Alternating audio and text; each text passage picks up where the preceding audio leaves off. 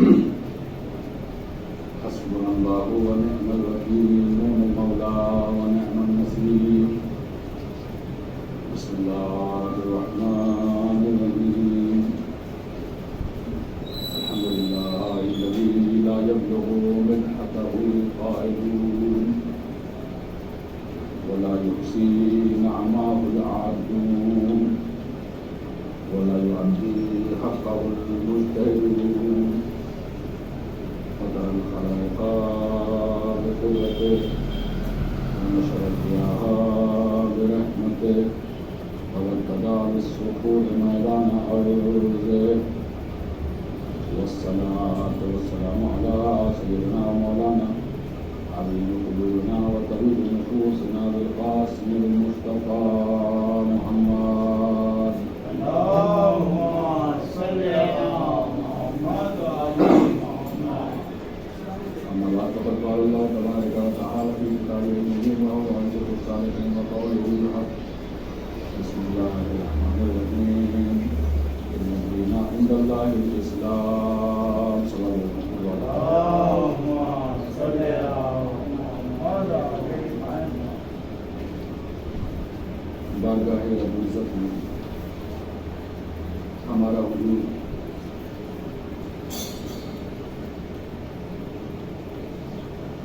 بے شک اس کے لیے بھی اگر ہزارہا شکر ادا کیے جائیں تو کم ہے. شکر ہے اس پروردگار عالم کا جس نے مجھے اور آپ کو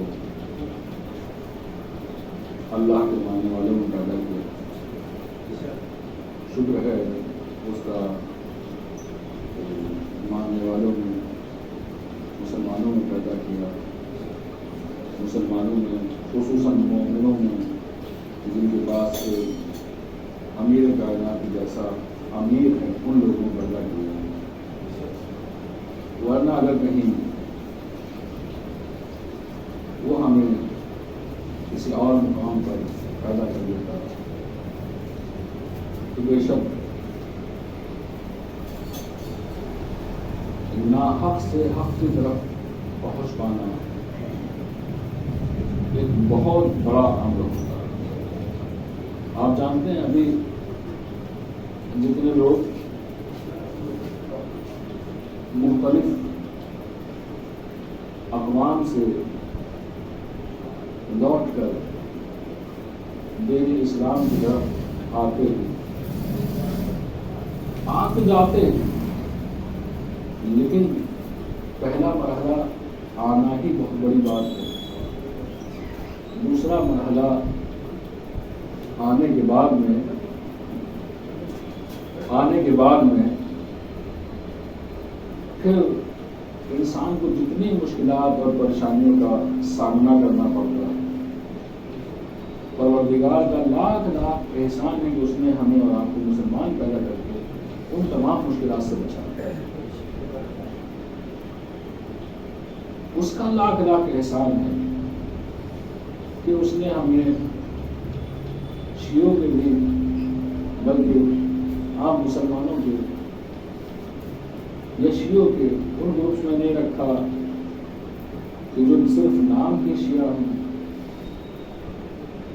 بلکہ ہمیں ان شیعوں میں رکھا کہ جو بیک وقت پروردگار عالم کے آخری نبی کو اس کی مقام و منزلت کے ساتھ مانتے ہیں اور اس کے تمام جانشینوں کو، ان کے تمام جانشینوں کو 12 کے 12 اماموں کو ماننے والے. ورنہ اگر کہیں 4 اماموں سے راستہ کٹ جاتا تو بھی مصیبت تھی، 6 اماموں سے راستہ کٹ جاتا تو بھی مصیبت تھی، آخر تک نہ پہنچ پاتے خدا نخواستہ تو بھی بڑی مصیبت. چونکہ جب دین آپ سے پوچھا جائے گا تو کامل ترین کا دین کا سوال ہوگا. آپ کہیں گے کہ نہیں مطلب رسول اللہ تک ماننے والے تو بڑی ٹھیک ہے، آپ کام تو اچھی بات ہے، لیکن اس کے بعد والا بھی تو کرنا ہے کہ صرف امیر المومنین کا ماننے والا ہوں۔ اچھا بتائیے کس طریقے سے ماننے والے ہیں امیر المومنین کے؟ کہا امیر المومنین کے آپ کس طریقے سے ماننے والے ہیں؟ ان کو خلیفہ بلا فصل ماننے والے ہیں یا آپ ان کو چوتھا خلیفہ ماننے والے ہیں؟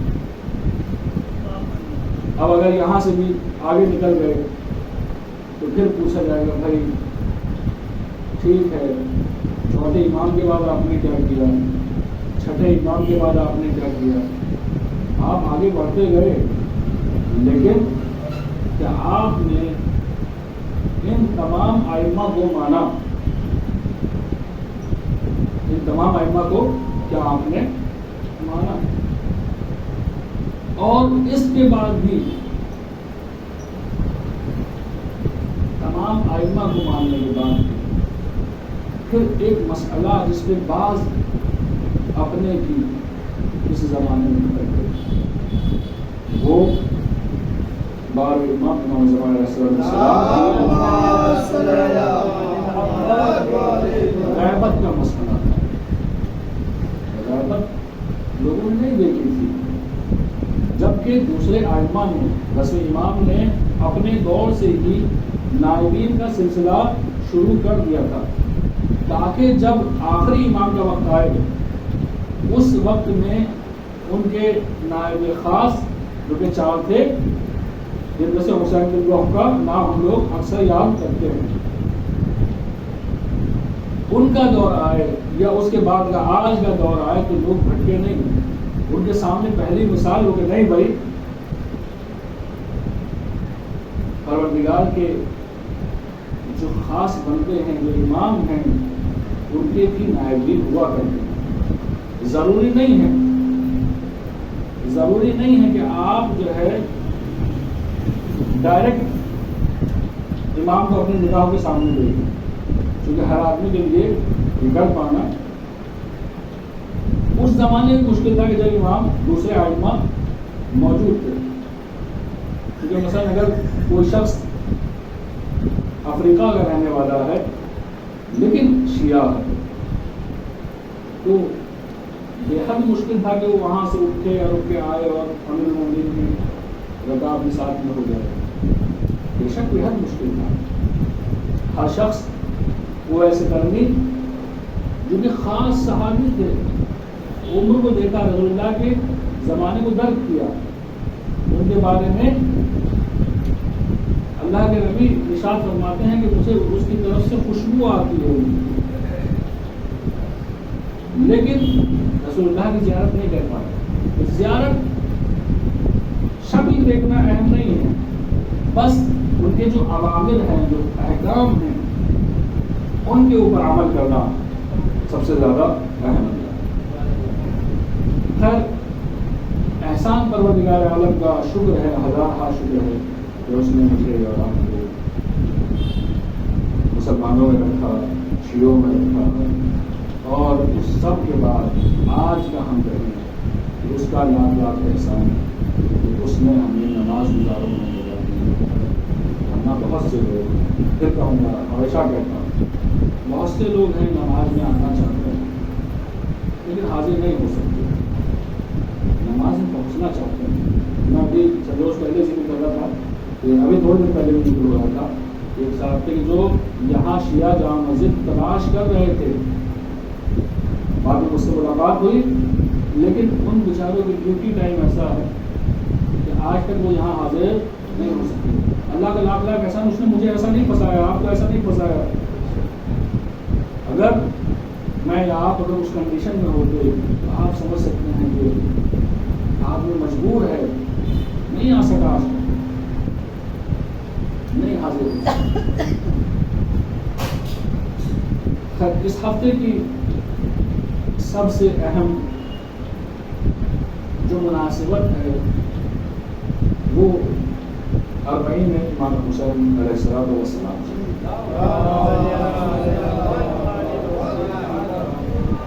امام حسن عسکری علیہ السلام ارشاد فرماتے ہیں کہ مومن کی 5 علامتیں ہیں۔ پہلی علامت روزانہ 51 رکعت نماز پڑھنا، 51 رکعت، جس میں 17 رکعت واجب ہے، پھر جو کے ساتھ میں صبح کی 2 رکعت، ظہر کی 4 واجب اور 4 سنت، پھر عصر کی 4 واجب 4 سنت، اس کے بعد پھر مغرب کی 3 واجب اور 2 رکعت بیٹھ کے یا 1 رکعت کھڑے ہو کے، اور 11 رکعت نماز شب۔ تو امام حسن عسکری علیہ السلام اپنے شیعوں کی جب معرفی کراتے ہیں تو اس طریقے سے بات کرتے ہیں کہ دیکھو ہمارے جو شیعہ ہیں ان کی علامتیں یہ ہیں۔ کیا علامت ہے؟ 51 رکعت نماز روزانہ پڑھتا ہے۔ اب دیکھیے اگر اس حدیث کے اکارڈنگ حساب ہونے لگا تو اللہ ہی جانے ہم میں سے کون کون شیعہ کہلائے گا اور کون نہیں کہلائے گا، یہ بس پروردگار جانتا ہے۔ جبکہ حقیقت تو میرے اور آپ کے سامنے کم سے کم ہماری اپنی تو حقیقت ہمیں معلوم ہی نہیں ہے نا، جو دور سے دیکھنے والے ان کو تو ہم نہیں جانتے، لیکن میں ان کو بھی کہتا ہوں کہ ہر شخص اپنے بارے میں تو کم سے کم جانتا ہے کہ میری نمازیں کتنی ہیں، کیا 51 رکعت پڑھنے والا ہوں، کیا زندگی میں کبھی میں نے 51 رکعت نماز پڑھی ہے، کیا میں نے کبھی نماز شب کی 11 رکعت میں سے 1 رکعت نماز وتر بھی پڑھی ہے، کیا نماز شب کی 8 رکعت جو ہیں جو نماز شب کی نیت سے پڑھی جاتی ہیں 2 کر کے، اس کے بعد 2 رکعت نماز شفا کی نیت سے پڑھی جاتی ہے اور 1 رکعت نماز وتر کے طریقے سے نیت سے پڑھی جاتی ہے، کیا میں نے ان میں سے کوئی ایک بھی کبھی انجام کی ہے؟ یہ میں اور آپ خود جانتے ہیں میں نے کتنی پڑھی ہے اور آپ نے کتنی پڑھی ہے، یہ ہم لوگ بس ہم خود ہی جانتے ہیں اس بات، اور پروردگار جانتے ہیں۔ ہم دعا گو ہیں پروردگار اپنے فضل سے کام لینا، اپنے عدل سے کام نہ لینا۔ میرے معبود اگر تم نے اپنا عدل دکھایا ہمارے رسالے کے بارے میں تو بے شک ہم نے وہ سکت نہیں ہے کہ شیعہ تو شیعہ ہم مسلمانوں میں شکر ہیں، بھلے ہی 1000 لاکھ کروڑ ہم شکر کرنے والے ہیں کہ ہم تیرے ماننے والے، تیرے جاننے والے، تیرے اہل بیت کے شیعہ۔ الغرض امام نے فرمایا 51 رکعت نماز پڑھتا ہو، دائنے ہاتھ میں انگوٹھی پہنے ہو اور خاک پر سجدہ کرتا ہے، جو سجدہ رکھتے ہیں ہم، خاک پر سجدہ کرتا ہے۔ پھر فرمایا چوتھی علامت آپ نے یہ فرمائی کہ وہ نماز جب پڑھتا ہو بسم اللہ کو بلند آواز سے پڑھتا ہے، نماز مغرب کی ہو یا عشاء کی، اس میں تو آپ اور میں بسم اللہ کو پڑھا کرتے ہیں تو بآواز بلند نہیں پڑھتے ہیں۔ ظہر اور عصر میں بھی حکم ہے کہ ان میں بھی جب پہلی 2 رکعت کے اندر آپ لوگ بسم اللہ پڑھیں تو اس کو آپ بآواز بلند پڑھیں، حتیٰ آواز ثانی کی توضیح مسائل میں آپ لوگ جب دیکھ سکتے ہیں، اس میں ارشاد ہوا ہے کہ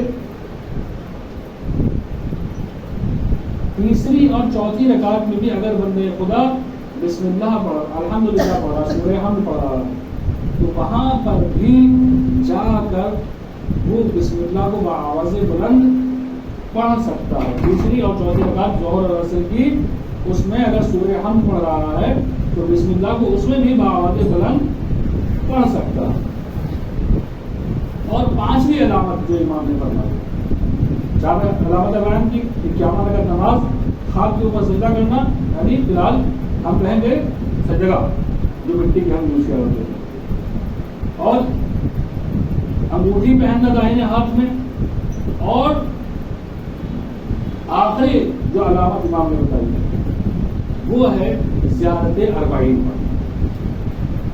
اس ہفتے کی سب سے زیادہ اہم مناسبت، ہم جو یہاں مناسبات بیان کرتے ہیں ساری مناسبت بیان نہیں کرتے، جو جو اہم ہوا کرتی ہیں ان کو بیان کرتے ہیں۔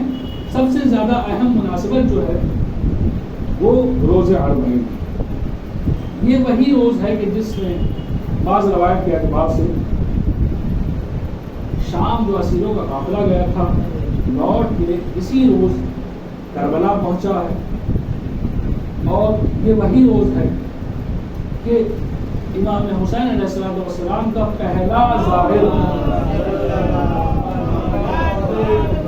جناب جابر بن عبداللہ الانصاری، آپ پہلا وہ شخص ہیں، پہلے وہ ظاہر ہیں کہ جس نے سب سے پہلے امام حسین علیہ السلام کی زیارت کی۔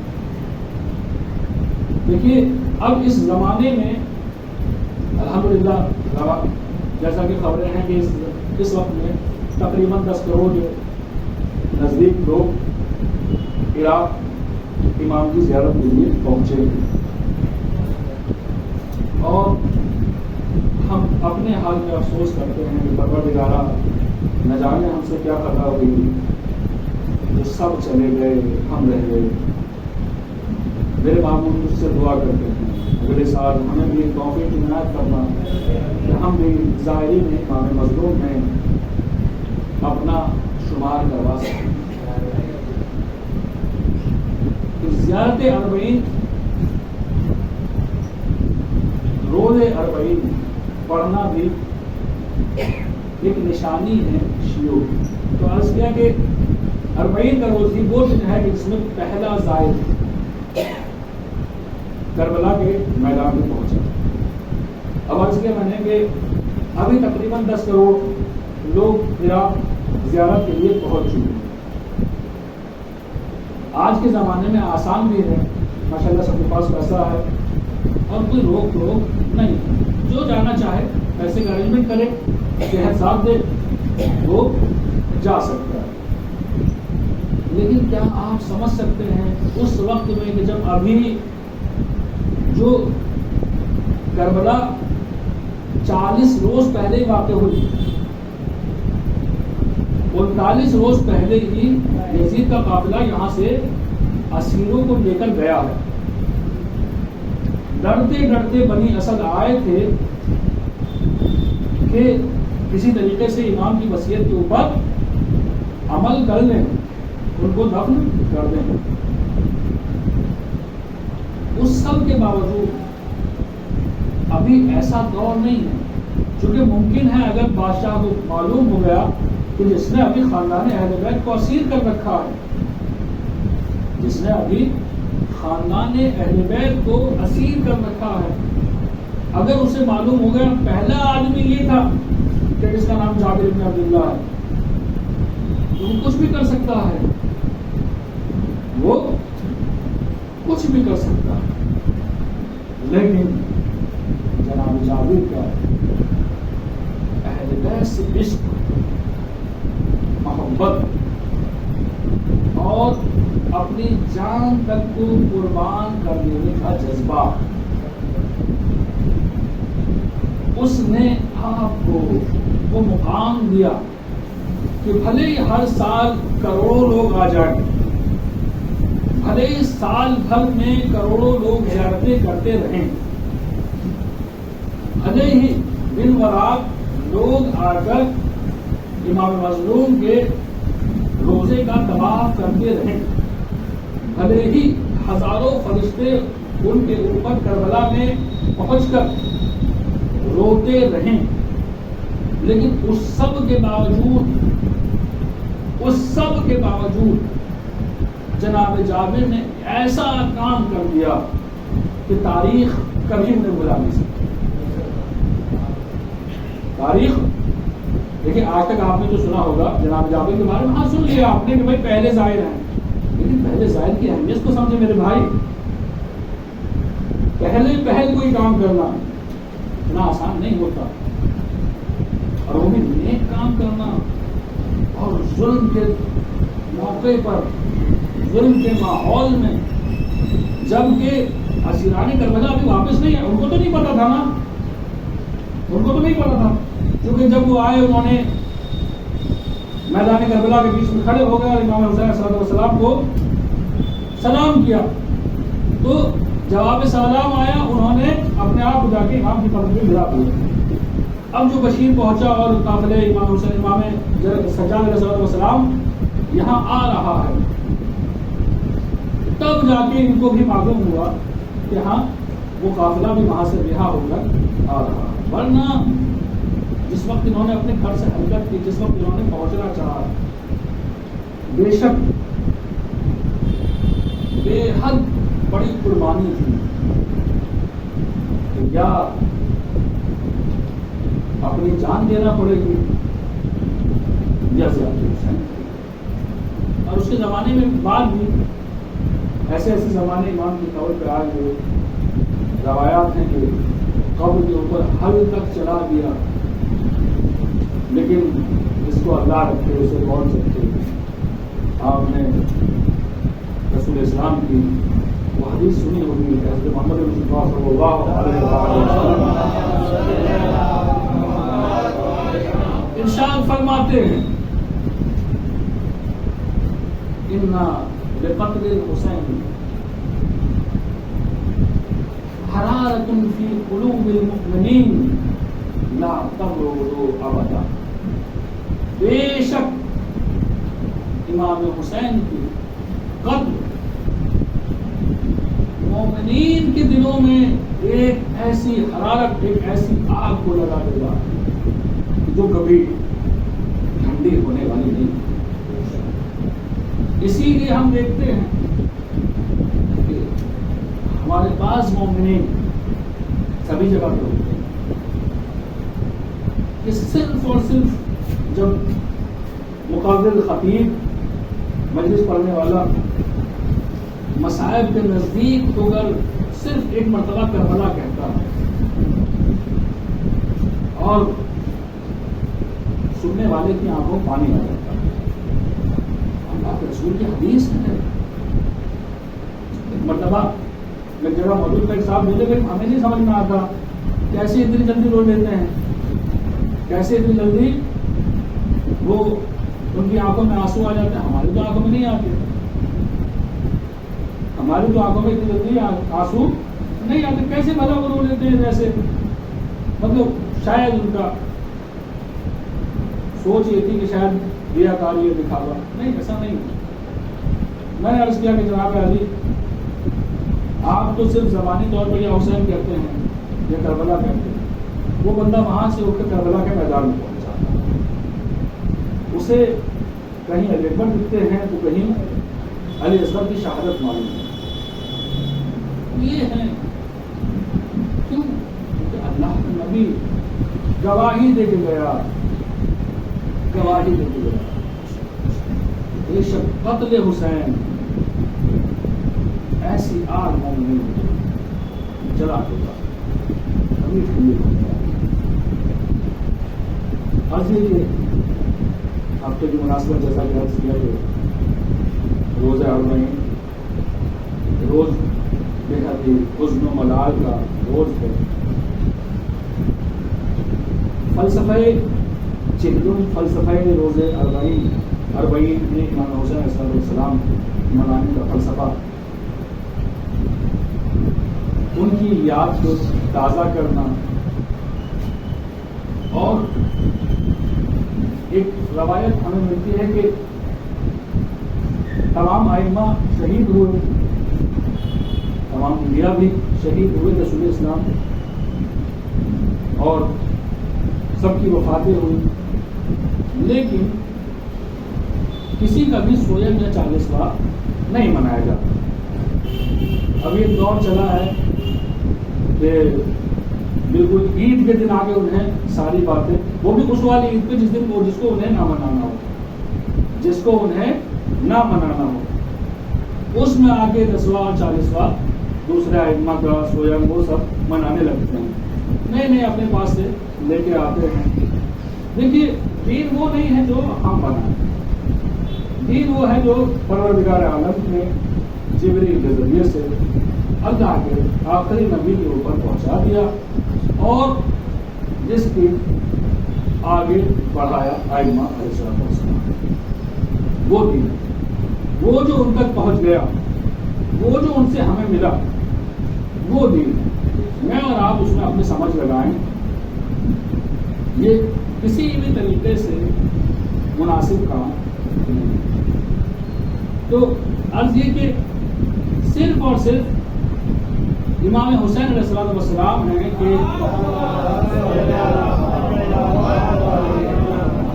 جن کے لیے چہلم رکھا گیا ہے، اس کے علاوہ کسی امام کے بارے میں روایت نہیں ہے، کسی نبی کے بارے میں روایت نہیں ہے، حتیٰ خود امیر المومنین، حتیٰ خود رسول اللہ، حتیٰ خود جناب فاطمہ زہرا سلام اللہ علیہا،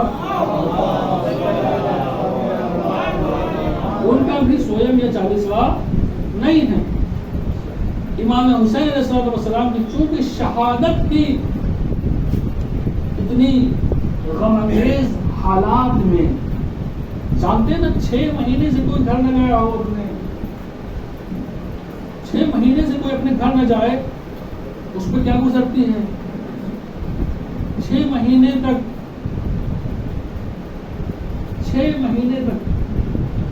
اپنے گھر سے دور رہے، اس کے بعد بھی وہ ایک ایسی جگہ کے اوپر پہنچ جائے اپنے گھر سے نکل کر کہ جس کو چائے امن کہا جاتا ہے، جسے اللہ کا گھر مکہ کہا جاتا ہے، کہ جہاں پر جنگ لڑنا بھی حرام ہے، اس جگہ تک پہنچ کر اس کا پیچھا کیا جائے،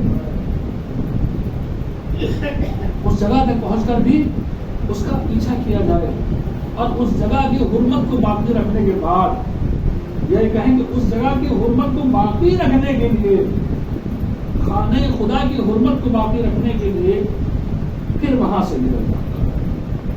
اس کے بعد ایک ایسے مقام کی طرف، کوفے کی طرف بڑھتے ہیں کہ جہاں سے لوگ بلاوا دے رہے، آ جائیے آ جائیے، آپ ہمارے امام ہیں، ہم آپ کے جاننے والے ہیں، ہم آپ کے ماننے والے ہیں، اس مقام کی طرف جا رہے ہیں۔ لیکن اس کے راستے میں ایک ایسی جگہ روک دیا جاتا ہے جہاں بھی بستی نہیں ہے، جہاں لوگ نہیں رہتے، جہاں پر روایت بنتی ہے کہ کسی نبی زادے کو وہاں سکون نہیں ملا۔ جو نبی اس جگہ پہنچا کہ بھلے ہی حد عقل یہ کہ پیر میں ٹھوکر لگی ہو جناب آدم اور پیر سے انگوٹھے سے خون بہا ہو، کم سے کم یہ کربلا پہنچ کر کم سے کم اتنا ضرور ہوا، اس جگہ پہ اس کو اپنے بھلے گھر کے ساتھ، اگر دیکھیے اگر کسی خدا نہ خواستہ کبھی کسی کے پاس وہ زمانہ آ جائے کہ وہ اکیلا ہو اور ایسی مقام کے اوپر اسے رکنا پڑے کہ جہاں پہ رکنا مناسب نہیں ہے، تو انسان خود اپنے لیے تو کہے گا ٹھیک ہے چلیے ہم رک جاتے ہیں، لیکن گھر والوں کے ساتھ تو چھوٹا سا بچہ تک اس کے پاس نہیں ہو، اور بیٹا تو بیٹا ہوتا ہے، 4 سال کی بیٹی بھی اس کے پاس ہو، بھائی بھتیجے ساتھ میں ہوں، عورتیں اس کے پاس میں، کہ ایسے مقام پہ رکنا پسند ہے۔ اور اس کے بعد 3 دن کا بھوکا پیاسا کر کے شہید کر دیا جائے۔ اس مظلومیت کے لیے، اس مظلومیت کو اجاگر کرنے کے لیے امام حسین علیہ السلام ان کے لیے 40 رکھا گیا۔ بارگاہ رب العزت پھر دعا گو کہ ہم سب کو سال آئندہ روزہ 40 انشاءاللہ کربلا میں جگہ عطا۔ بسم اللہ الرحمن الرحیم۔ وصل لربک وانحر ان شانئک هو الابتر۔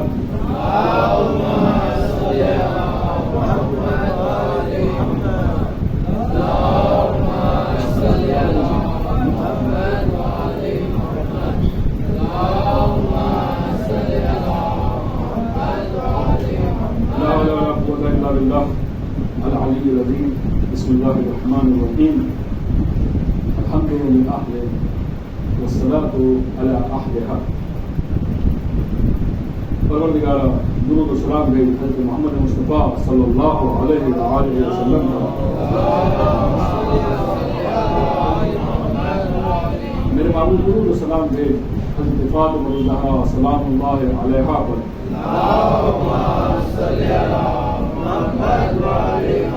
معبود درود و سلام بھیج مولا علی بن ابی طالب علیہ السلام پر۔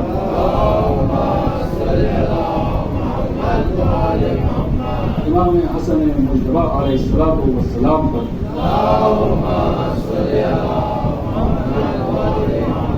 سید الشہداء مظلوم کربلا امام حسین علیہ السلام پر۔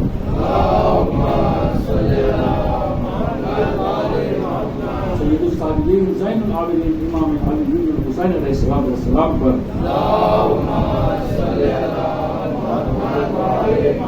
باقر العلوم امام محمد باقر علیہ السلام پر۔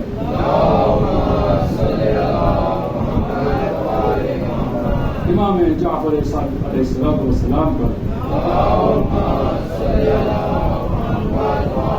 امام موسیٰ کاظم علیہ السلام پر۔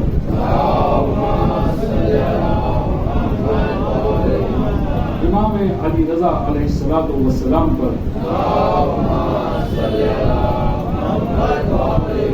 امام محمد تقی علیہ السلام پر۔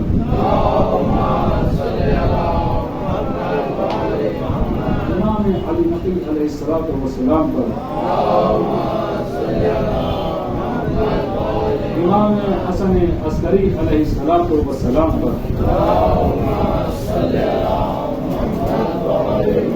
پروردگارہ درود و سلام دے آخری حجت آخری امام حضرت امام محمد مہدی علیہ السلام پر۔ پروردگارہ تیرے بارگاہ میں دست و دعا ہے، ہمارے اس قلیل سے عمل قبول فرما، ہمارے گناہ کبیرہ و صغیرہ کو معاف فرما، ہماری مشکلات کو آسان فرما، پریشانیوں کو دور فرما، امام زمانہ کے ظہور میں تعجیل فرما۔ میرے معبود یہ خاص دعا یہ ہے کہ زائرین اربعین کی حفاظت فرما، ہم سب کو بھی اربعینیوں میں شامل ہونے کا موقع فراہم فرما۔ میرے معبود ہم سب کی اس عبادت کو قبول فرما، امام زمانہ کے ظہور میں تعجیل فرما، ہم ان کے اول انصار میں شامل فرما۔ بسم اللہ الرحمن الرحیم۔ إن أعطيناك الكوثر فصل لربك وانحر إن شانئك هو الأبتر۔